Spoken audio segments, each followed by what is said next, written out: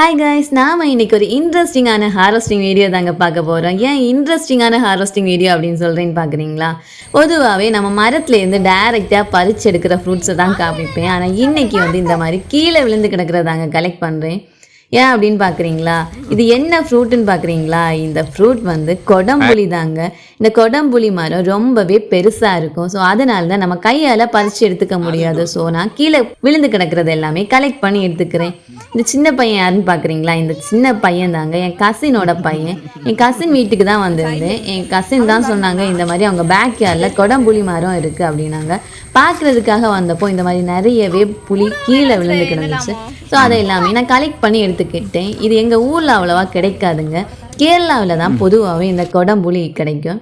So இந்த கொடம்புளி use பண்ணி மீன் குழம்பு வச்சா டேஸ்ட்டாக இருக்குங்க. ஸோ அதனால தான் இதை பார்த்தோன்னே எனக்கு இதை விட்டு வைக்க தோணல. எல்லாமே கலெக்ட் பண்ணி எடுத்துக்கிட்டேன். கூட ஃபுல்லாகவே கலெக்ட் பண்ணிக்கிட்டேங்க. இந்த புளியை அப்படியே நம்ம குழம்புல யூஸ் பண்ணிக்க முடியாது. ஸோ என்ன பண்ணணும்னா காய வைக்கணும். அந்த மாதிரி காய வைக்கிற ப்ராசஸ்லாம் முடிச்சதுக்கப்புறம் யூஸ் பண்ணிக்கலாம். இதுக்கு உள்ளாடி ஒரு பழம் இருக்குங்க. அந்த பழத்தை நம்ம சாப்பிட்டுக்கலாம். வெளியே இருக்குல்ல, அந்த வெளியே இருக்க ஷெல்லை தான் நாம் காய வச்சு மீன் குழம்புக்கெல்லாம் யூஸ் பண்ணிப்போம். இந்த பழத்தை சாப்பிட்டு பார்த்தீங்க, டேஸ்ட்டாக தாங்க இருந்துச்சு.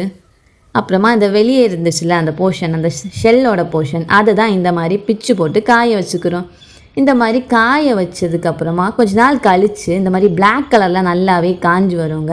இந்த நல்ல காஞ்ச கொடம்புளியை தாங்க நம்ம மீனுக்கெலாம் யூஸ் பண்ணுவோம். பொதுவாக ரசம் எல்லாம் பண்ணுறதுக்கு கூட யூஸ் பண்ணிக்கலாம். யாருக்கெல்லாம் இந்த கொடம்புளி யூஸ் பண்ண மீன் குழம்பு பிடிக்கும் அப்படிங்கிறத கண்டிப்பாக கமெண்ட் பண்ணுங்கள். அதுக்கப்புறமா நம்ம பார்க்க போகிற ஃப்ரூட் இந்த பீனட் பட்டர் ஃப்ரூட் தாங்க பார்க்க போகிறோம்.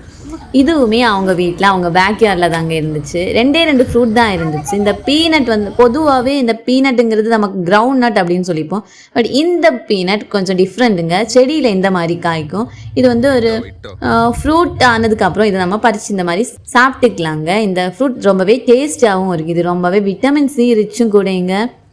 ஸோ இதை ஸ்மூத்தி பண்ணி ஜாம் பண்ணியெல்லாம் சாப்பிட்டுக்கலாம். இது தாங்க நான் இன்னைக்கு ஹார்வெஸ்ட் பண்ண ஃப்ரூட்ஸ். கொடம்புளி ஹார்வெஸ்ட் பண்ணியிருக்கேன். அப்புறமா அந்த பீனட் ஹார்வெஸ்ட் பண்ணேன். அப்புறமா ஸ்டார் ஃப்ரூட் எல்லாமே ஹார்வெஸ்ட் பண்ணியிருக்கேன். இந்த கொடம்புளி யூஸ் பண்ணி நம்ம குழம்பு பண்ணி சாப்பிட்டோம் அப்படின்னா உடம்புக்கு ரொம்பவே நல்லதுங்க. ஆன்டி ஆக்சிடென்ட் ரிச், டைஜஷனுக்கு ரொம்பவே நல்லது.